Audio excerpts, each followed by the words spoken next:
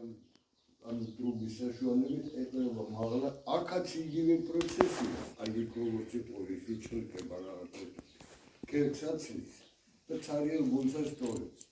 და აი ვენტილატორის საშუალებით რა იმ გულს იმ კერქს, სემიტის კერქს იქით უშვებს. აი ეკარები აქ.